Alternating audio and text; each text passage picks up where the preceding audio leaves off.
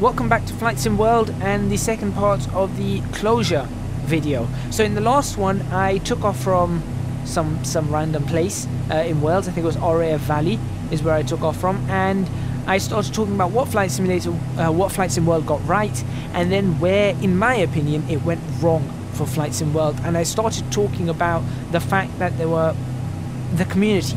It didn't pick up enough people, and it was on the announcement. The announcement said that there was a lack of people essentially, and I'm trying to put my own opinions forward as to why was there a lack of people. The first part I already put forward was there were already things that were coming up that were established. Flight Simulator 10 was being replaced by Prepared and X-Plane, both of which were working really hard and steaming ahead very, very quickly. And Flight Sim World, with all due respect to them, did not, they came on at the right time, but I don't think they put the right focus in. And this is what I'm going to be talking about in this video. Where did it go wrong for them? What did they do wrong? We've seen what they did right. The PBR engine, the True Sky. I think True Sky was fantastic. You know, pushing those things forward, the cold and dark thing, showing the checklists, so on and so forth. But now we've got to look at where it went wrong. So in the last video I ended by saying that, you know, X-Plane had come along and Flight Simulator 10 was being replaced by Prepared, and they were doing things that improving upon Flight Simulator 10, you know, adding dynamic lights, getting rid of the stutters, performance optimizations, graphical optimizations, volumetric clouds. Along comes Flight Sim World. Yes, okay, what can Flight Sim World do? Let's have a look. So Flight Sim World came out, and the first thing that I noticed with Flight Sim World was it was scaled back. Now that immediately sets alarm bells ringing for me. Now I was going to give them the benefit of the doubt because I know game development. I know how difficult it is to develop anything that on a computer, let alone a simulator. Forget it, even a small game can be difficult to develop. So how difficult could a simulator be? It would be incredibly difficult to develop.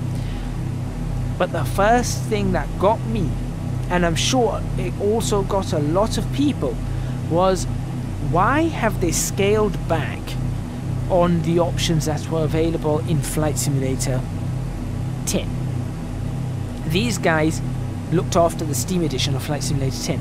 If they were to just take that interface, take the work that's in there, take the feature set that's in Flight Simulator 10 and just bring it into Flight Sim World, that would have been a solid foundation. But they did not do that. They instead removed features, and that was the first problem with Flight Sim World, in my opinion. Remember, this is now all opinions wise. You know, don't take any of this as what Flight Sim World said, because this is not what they said. The announcement I announced in the last video, exactly what they said, and I am just trying to make sense of it and seeing where they've gone wrong. So let's start with that menu. I didn't like that main menu. A lot of people found it okay, which is fine. I personally didn't like it. The options menu I certainly didn't like, because like I said, it just cut down a lot from Flight Sim World.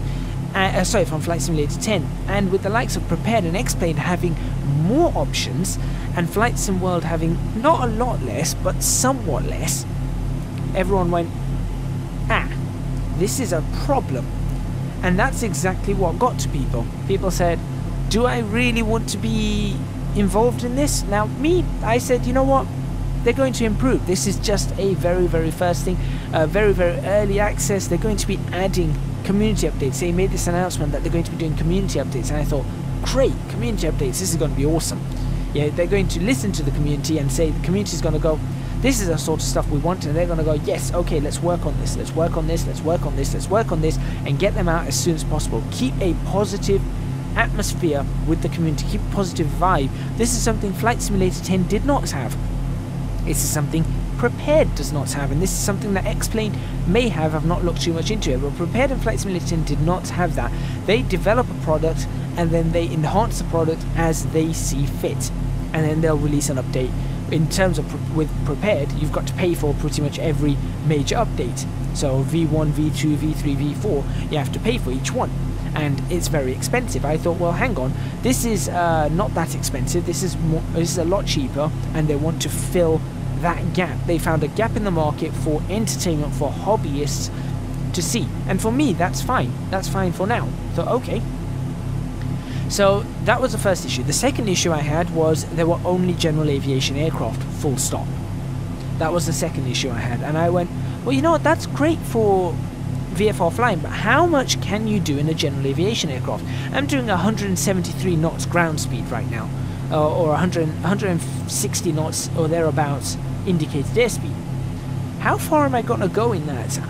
To get across the UK at this speed is going to take me, well, just to get across Wales, it's going to take me almost an hour. You know, by the time I get down towards Swansea, which is where I'm headed, which is, in fact, I am going to turn towards Swansea or something, because at the moment I'm headed to, I think, St David's. So I'll turn towards Swansea in a moment. But by the time I get there, it's going to be an hour in. And I was at the north of Wales, so just to get across Wales has taken an hour. To get across England, to get across the United Kingdom, I will be flying for quite a few hours. I'll be flying for, 3 hours or so. That's a long time to fly across, just to get across a small island. And we are. The United Kingdom is a small island. Let's get a turn going now.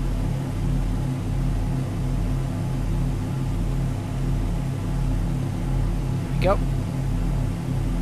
So United Kingdom is a small island, so getting across there and it taking that long was, I thought, that's a problem. And I am going as fast as I can. I think this is one of the fastest aircraft we've got in Flight Sim World, aside from the DLC, and I'm going to move on to the DLC very shortly. So that was the second issue. The third issue, and this was the biggest issue I had, the ATC was worse than Flight Simulator 10, and there was no map. When we got up here, we had these two options. Options, views. There was nothing to speed up simulation time, because if you could speed up simulation time, that was a big feature in Flight Simulator for people who just wanted to fly from A to B, but wanted to speed up points to point. We could put up to 32 times speed in Flight Simulator 10, and I used to do that. I used to fly. A popular destination, I suppose now, is the United Arab Emirates. So I would fly from London Heathrow to the United Arab Emirates, and it takes about 6.5 to 7 hour flight. I didn't have 6.5 to 7 hours to spend, so I would take off, do the initial climb, get to over France somewhere. I'd end up at the altitude I wanted to be at, and then I would have it all programmed in, and I would increase the speed to about 16 times, and I would do 16 times all the way up to near my destination, when I was maybe about an hour out from the United Arab Emirates, or 45 minutes out from the United Arab Emirates, and then I would do the whole landing and the whole approach phase and the landing phase, and that was pretty good. I could fly from A to B, skipping out the boring parts in between. This I can't see. Now I'm sitting here, let's say I want to get to Swansea and I'm just flying in this direction. I could speed this up 8 to 10 times, and I would be at Swansea in the matter of 2 minutes. Yeah, I'd probably be at Swansea, in fact less than 2 minutes. I'll probably be there in about a minute and a half. I'll be in Swansea. Now I've got to wait about 10 minutes, I would say, to get to Swansea. So that's, that was another problem, that they were missing all these basic features, and the biggest feature they had missing was the map. And this is where I think things started to go really, really wrong, in my opinion, for Flight Sim World. That map was missing. People use maps. Then, to add insult to injury, they introduced an add-on called Moving Map. And this is now where I'm going to get into DLCs, because I think the ultimate demise for this title was the DLC. And we've mentioned this before, and I'm also going to talk about what happened at Cosford in 2017, at RAF Cosford.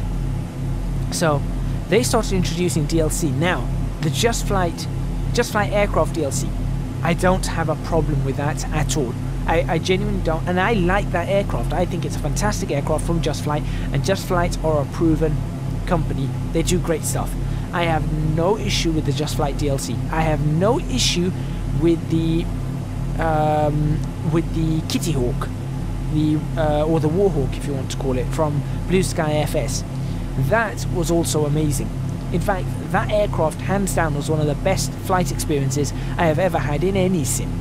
So I have no issues with that either. Both of them were about, I think, 14 quid or 15 quid or something. That's still somewhat expensive, but I had no issues with them.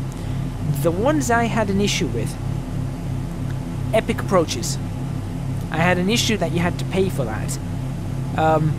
And I spoke to, or I was in the seminar at Cosford where they explained their reasoning behind this, and I made a video about this as well, but I'm going to do it again. I'm going to talk about it again.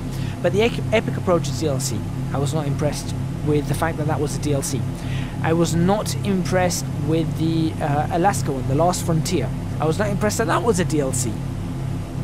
And I was not impressed with the Spanish. In fact, I was impressed with the Spanish Shop DLC as a whole, but I wasn't impressed that it was a DLC. So now we've got 3 mission pack DLCs, and then you've got the Kahului Air, which was free. So that's 4 mission pack DLCs.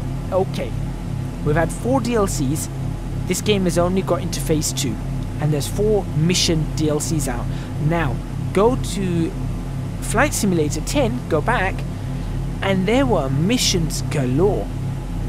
You had all sorts of missions that were hours and hours and hours long in different aircraft all over the world. That was part of Flight Simulator 10 on its own. So people started looking at this DLC, and I think this is what's happened. People started looking at the DLC and going, okay, they look tempting, but why should I put my money into a DLC on a simulator that's far from finished? When they looked at an aircraft DLC, they went, oh yeah, okay, I can understand an aircraft DLC. But when they looked at the mission one, they go, why spend time on that? Why spend money on that? Some people who bought it looked at it and said, oh yeah, that's actually really good. Other people who purchased it looked at it and said, no, I don't like this, and why is it a DLC? I feel robbed, I feel cheated. Understandable, everybody has their own opinions on that. Thankfully, I didn't purchase a DLC, I was only reviewing them. So that happened then, and I think this is the biggest letdown in Flight Sim World, when they released the moving map and the View and Slew DLC. That there was when I looked at Flight Sim World myself, and I started having my first doubts about Flight Sim World, and I started thinking, this is not cricket, this is not right. You've taken a feature out of Flight Simulator 10, of a simulator that is 12 years old, that you have the rights to. You've taken a feature out in terms of the map. You had a functional map in Flight Simulator 10, which had all the frequencies, which would log your flight data, just basically your elevation and your movement. It would log that. It would log your speed. It would log where you are in a position on Earth, and it would give you all the frequencies you needed. So you could just click on something, and it would give you all the frequencies of the airport. It would give you the runway direction, so on and so forth. You've taken that out of Flight Simulator 10, and you've put it into Flight Sim World as a DLC, the moving map.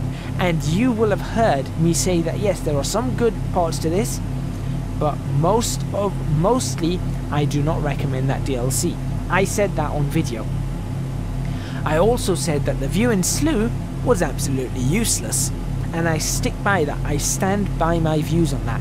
View and Slew, absolutely useless. You had the Y key, you did not need that. You did not need the View and Slew at all, and it had this weird camera add-on as well. Didn't need the view, you didn't need that camera add-on. You had the Y key, just as we have always been using, and then you just move around with the keys. You do not have to pay for an app or a program that does that for you, that opens up in a separate window, therefore breaking your immersion in the game or in the simulator. Not needed. Unnecessary bit of kit, honestly. At that point, I think people started looking at Flight Sim World and going, they're just bumping up a load of DLCs, and that turned more people away. So again, we're going back to the fact that people were turned away from Flight Sim World because of the DLCs, and because when they purchased the game, they looked at it and they wouldn't recommend it to other people. Remember, games work on recommendations, especially like this. People would go, hey, that's a good game, you should go play it. Some of the games I do on my channel have been recommended to me by other people. Someone recommended play Trains. You know, I do Trains: A New Era. I was doing videos on Trains in World, and someone goes, you should try Trains: A New Era. Sure, then I did. I tried Trains: A New Era, and I'm glad I tried it, because it reminded me of why I like trains. I used to play the Trains games a long time ago, the Ultimate Collection. I went back to it with A New Era, and I thought, oh yeah, this is familiar, this is good. Okay, so that's happened now. So people are being turned away because of DLC, people are being turned away because core features are now missing from the sim. And they're adding things which are great, like True Sky. People thought, wow, that started bringing people in. People started going, that looks pretty impressive.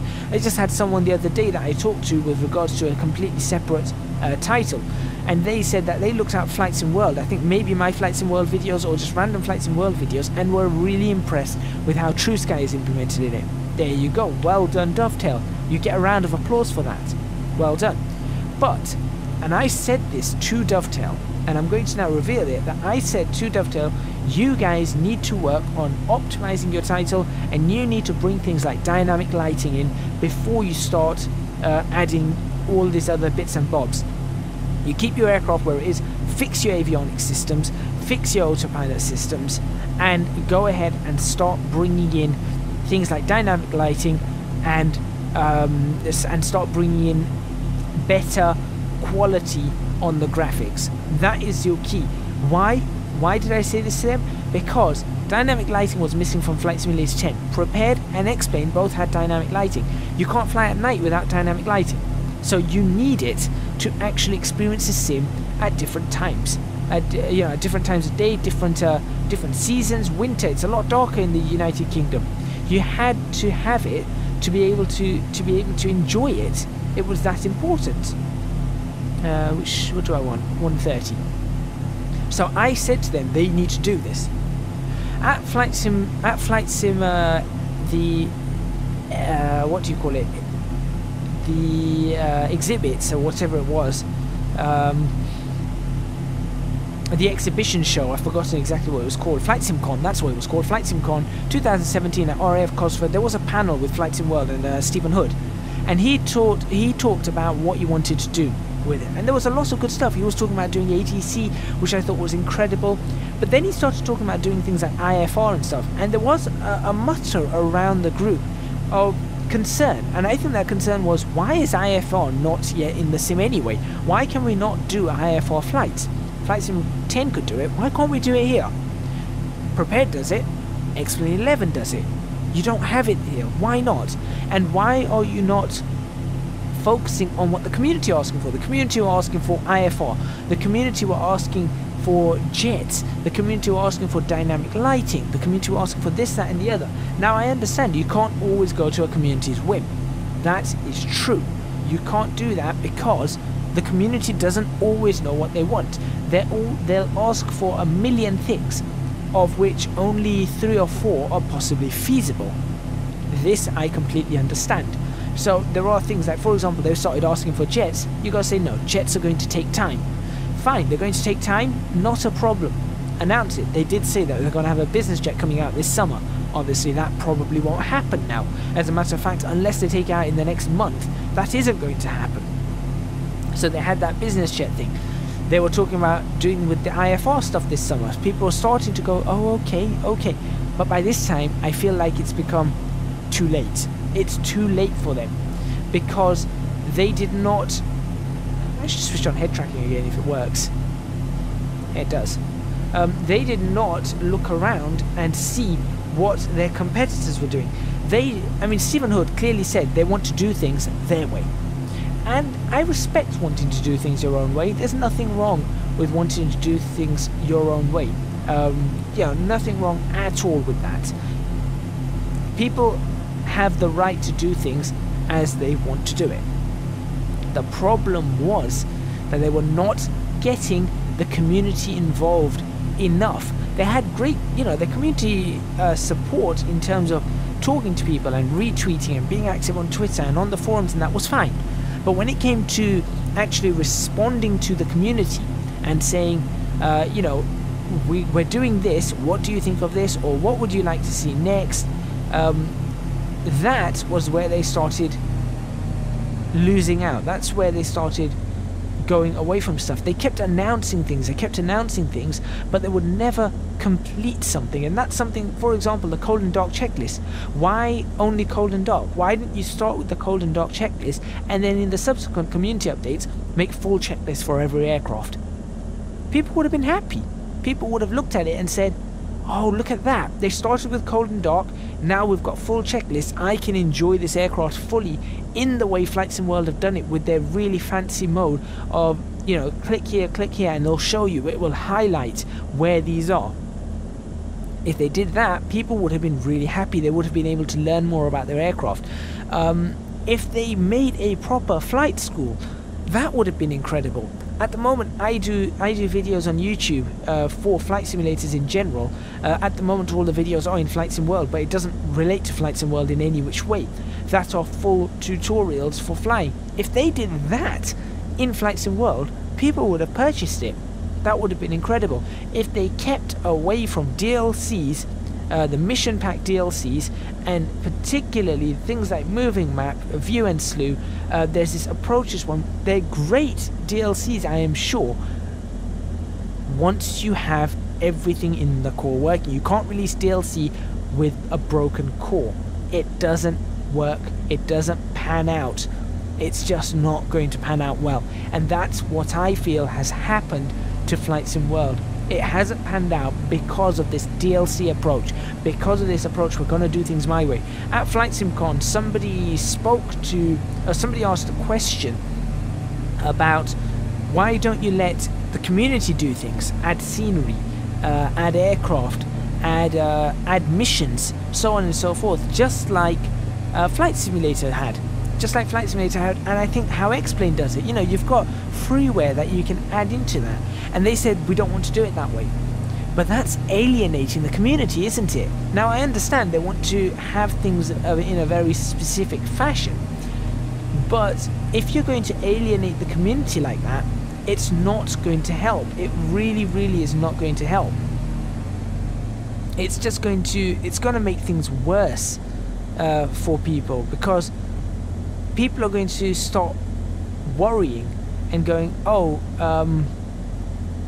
let's bring that to 500 feet per minute. People are going to start worrying and go, oh, they want to do things their own way, but they're not actually paying attention to us. And that's, I think, what people start feeling, that this sim is not paying attention to us. It's bringing in a bunch of features, but more so than anything, it's trying to bring in DLC. It's becoming essentially a cash cow for Dovetail.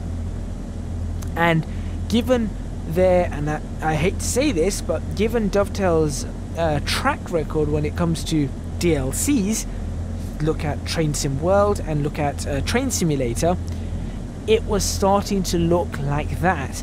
And there's no point purchasing a $15, $20 game, or, you know, £15-20 game, and then having to pay a bunch in DLC. It doesn't pan out well.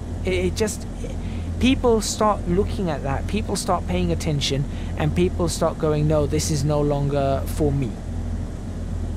This happens. And I think that ultimately was Dovetail's downfall, Flight Sim World's downfall. That is exactly what I think happened. People looked at the DLCs, people looked at the community, looked at the updates and said, they are not improving things that need to be improved. Dynamic lights for me was personally a big one. I could have dealt with this sort of terrain for a while. I really could. And I could have dealt with the old style system, the old style PBR. I could have dealt with that too. Not a problem.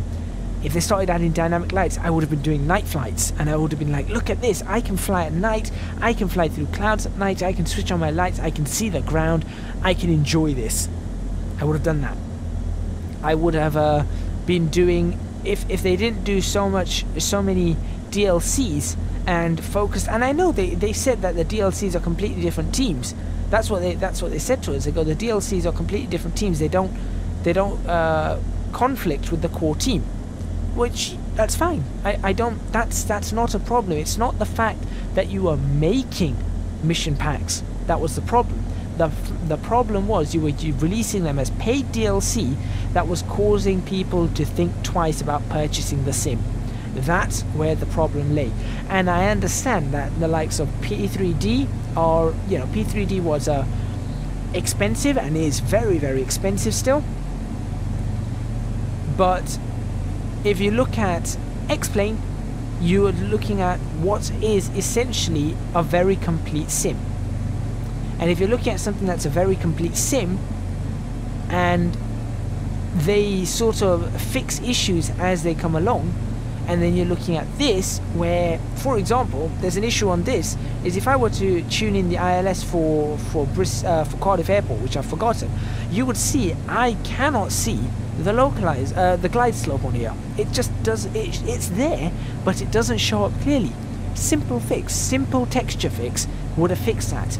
The Malibu, I kept complaining so many times that if I would see here where I went heading mode and I went altitude mode, if I tried to press heading and then here press altitude on the Malibu, it would kill the heading mode, and it just wouldn't work together. I had to use the other display that was sort of here on the Malibu to run that.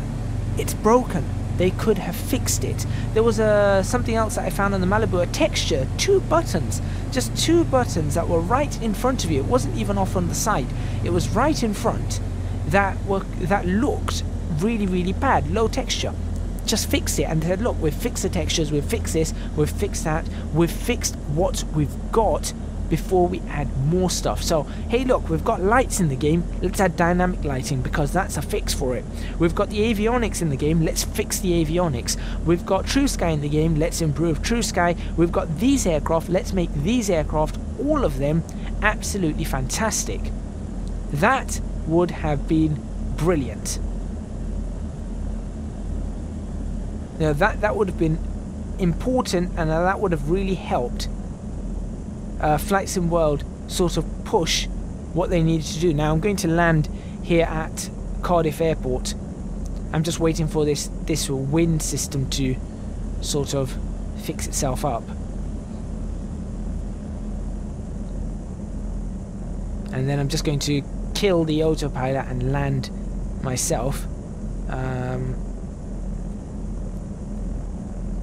I need to put those two up. How am I going to do that without my head tracking working? There we go. They're both up. Good. Switch head tracking off again. At this point I'm going to switch the autopilot off. I have control. There we go. Landing gear out. That's going to bring us some drag, help us drop the aircraft down and slow down further. Because I didn't plan this approach. I wasn't planning to land at Cardiff Airport, and then I just decided last minute, hey, let's just land here. Wait, is that Cardiff Airport? Is that Cardiff Airport? One of these is an RAF base, one of these is an airport. I think this is the airport, yes. Right near the sea is the airport. So that is where I feel Flight Sim World went wrong. You guys might disagree, and please feel free in the comments to disagree with me or to agree with me. Do you think it was things like DLC that ultimately spelt the demise of it, the fact that they missed out core features and then sort of went about their own way without letting the community do what the community like to do, and that means, you know, improve things for themselves, add freeware scenery. Freeware scenery would have looked great in this. And you know, the flight simulator had that, and it would have kept the simulator going. The important part is it would have kept the simulator going, kept the simulator fresh whilst they improved things. So they could have been, people could have been adding loads and loads of skins for aircraft, you know, with the Steam Workshop, and people would have been flying around and going, look at this skin, look at this skin, look at this skin. Would have just brought more to the title, and people would have been impressed with that and said, hey look, this isn't too bad.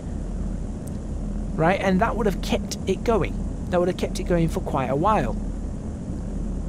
I mean, one of the big things that I was annoyed about in Flight Sim World, I'm going to end on this, was the fact that a lot of airports just had trees everywhere. You couldn't land an aircraft correctly. Now, all they had to do was, in my opinion, all you had to do was put some coding in that would allow you to find the perimeter of an airport, and then a certain distance away from the airport, make sure that there are no tall buildings and no trees. Simple. That's all you had to do, and that would have made it so much easier. Even to land in the DLC, it's the mission packs. It was difficult to land in the mission packs, and that's saying something. If they fixed the mission pack airports, then people would have been enjoying it more. But anyway, that is, I think I've rambled on long enough for that. Unfortunate, this is definitely unfortunate, because I think Flight Sim World could have done well. It really could have. I'm not here to knock Flight Sim World, I'm not here to knock the developers. I've just said my honest opinions on what I think went wrong, where they went wrong, and what they should have done instead of what they did. At the end of the day, it's not my simulator. They have the right to choose how they want to do things, not me. And if that's how they want to do it, that's how they want to do it. I have no right to say anything otherwise, but it has caused, I think that is what's caused the ultimate closure of Flight Sim World, and the fact that is what, it's not the primary cause, but it's a secondary cause. The primary cause was the lack of people. I think it was the lack of people, but the secondary, the cause that caused all of that was, I think, this whole DLC debacle and the community updates. And, you know, not letting the community get involved on this. So let's land this aircraft for the last time. We are down at Cardiff Airport. Let me know in the comments box if you want to see Flight Simulator 10, which I'm going to probably bring onto this channel, and X-Plane 11, which I will probably bring onto this channel sometime in the summer if I can afford it. Don't forget to support me on Patreon, www.patreon.com/ecgadget. I missed that one. I don't intend to go anywhere, so make sure you guys are supporting me there. No matter what amount you give, you will have access to my Discord server, and from that you'll be able to, we can have more of a discussion on this in the lounge. Even if you just donate $1, I'm happy to have more of a discussion upon this. And if you do donate $5 or more, you get to the Patreon lounge and the Flight Sim Tutorials lounge, or channel on my Discord server, and over there you start seeing sneak previews of things that are being developed. And also on the Flight Sim Tutorials side, you get to see what is moving forward in the tutorial. So you get to see all the information, you get to see what I'm working on, you get to request what you want to show, and I can explain things in a lot more depth over in that channel than I can on a video. So again, Patreon, www.patreon.com/ecgadget. Don't forget to like this video, subscribe to the channel for more videos, obviously not on Flight Sim World. If you want to see more videos on Flight Sim World, do let me know, and I will do maybe 2-3 more, maybe I'll do it for the next few weeks up to where they end, or where they bring it off sale. So I might do that. I might revisit some of the old places, stuff like that. But apart from that, I think this is the end for this series. Thank you very much for watching all the series. Thank you for the support you've given in this series. I think this is one of my highest viewed series, aside from Transport Fever and Euro Truck Simulator overall. I think this was the highest viewed series I've ever had, so thank you very much for that. And I will continue doing my best to supply quality content for all you guys in simulators. Thank you very much for watching once again, and I'll see you sometime on my channel.